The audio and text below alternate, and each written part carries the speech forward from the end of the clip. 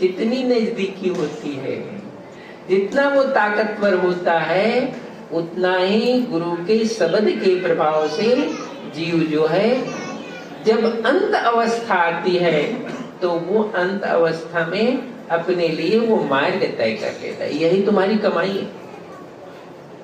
ये लिखा है ना, गुरु करता करे न कर सके, गुरु करे सो है। इसका उदाहरण मैं आपको दे दूं, वो कैसे गुरु का शब्द काम करता है, कैसे गुरु का शब्द काम करता है। तुम गुरुमुखी होना, गुरु से जुड़ना, किस भाव से जुड़ते हो, किस ताकत से जुड़ते हो, कैसे जुड़ते हो, इसका एक ही उदाहरण मैं आपको दूं।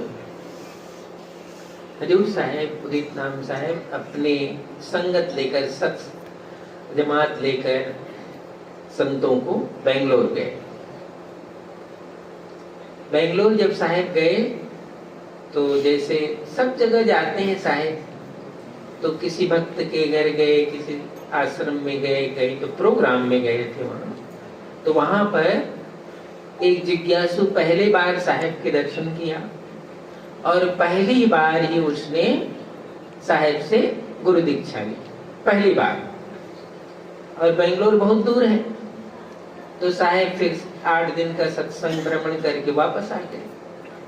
फिर न तो कभी साहब बेंगलोर जा पाए और न तो वो भगत साहब के पास आ पाए। पहली बार ही उनका दर्शन उनको हुआ था और पहली बार उन्होंने गुरु दीक्षा। समय रहते साहब का सतलोक गमन हो, समय रहते साहब का सतलोक गमन हो।